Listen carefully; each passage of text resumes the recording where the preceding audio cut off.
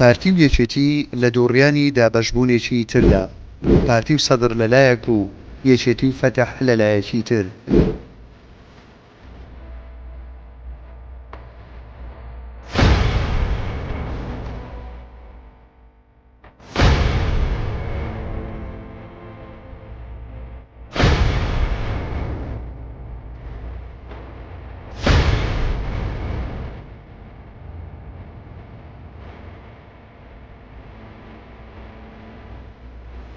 بە نزیکبوونەوەی هەڵبژاردنە پێشوەختەکەی عێراق جموجۆڵی پارتی و یەکێتیش لە بەغدا خێراتر دەبێت. ئەوان زوو لە دەرگای هێزە عێراقیە کاریگەرەکان دەدەن. لە نوێترین هەنگاودا پاڤێڵ تاڵەبانی هاوسەرۆکی یەکێتی سەردانی بەغدای کردو لەگەڵ لایەنە کاریگەرە شیعیەکان کۆبوویەوە.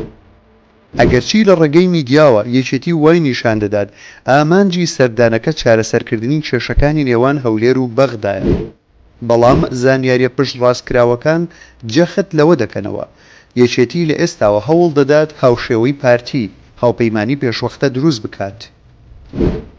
ئاڵا تاڵەبانی لە دوا کۆبوونەوەی وەفدی یەکێتی لەگەڵ هادی عامری ڕایگەیاند هاوپەیمانی فەتح نزیکترین هاوپەیمانمانە. ئەو هەنگاوە پێمان دەڵێ یەکێتی تا ڕادەیەکی زۆر خۆی یەکلایی کردوتەوە بۆ ئەنجامدانی هاوپەیمانی لەگەڵ فەتح. لە بەرامبەردا پارتی لە سەرەتای ئەم ساڵەوە بە چڕی کەوتۆتە گفتوگۆ لەگەڵ هاوپەیمانی سائیرون بە ڕێبەرایەتی موختەدا سەدر.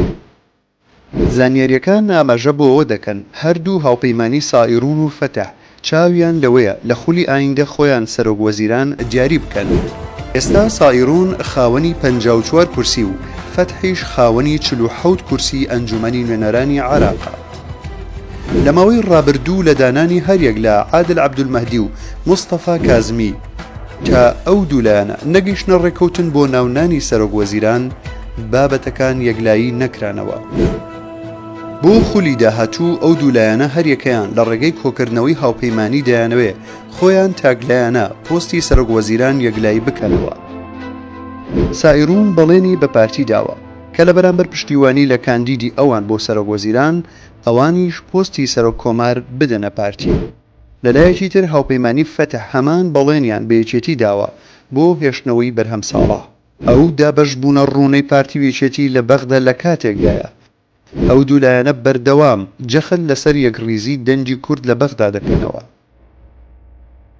با بڕوای چاودێران لەو دۆخەی ئێستا زیاتر پارتی لی بەرپرسیارە، چونکە دەستپێشخەری کرد بۆ ئەوەی چاک لایەنە لەگەڵ ئاراستەکانی بەغدا بۆ دروستکردنی هاوپەیمانی کەوتە گفتوگۆ، وەک کاردانەوەی یەکێتیش بۆ دانەبڕان لە هاوشێشەکانی عێراق لە ڕێگەی وەفدەکانی دەستی بە جێبەجێکردنی پلانەکانی خۆی کرد. تا ئێستا دیار نییە لە هەڵبژاردننی ئایندە هاوپەیمانی فەتح یا خود سائیرون دەتوانن زۆرترین کورسی بەدەست بهێنن، بەڵام ئەوەی ڕوونە لە ماوەی ڕابردوو هیچ کات لایەنێک بەبێ ڕازیبوونی زۆرینەی لایەنەکان نەیتوانیوە پۆستی سەرۆکوەزیران یەکلایی بکاتەوە. بۆیە پێناچێت پارتی و یەکێتیش بەبێ تەوافقی ناوخۆیی و هاوسەنگی ئیقلیمی و نێودەوڵەتی بتوانن پۆستی سەرۆک کۆمار بۆ خۆیان یەکلایی بکەنەوە. ئەو هەنگاوەشیان جگە لە پەرتەوازەکردنی ژینگەی سیاسی ناوخۆی کوردستان و بێهێزکردنی سەنگی کورد لە بەغدا لە پێناو بەدەستهێنانی پلە و پۆست هیچ سوودێکی بۆ پێگەی کورد لە عێراق نابێت.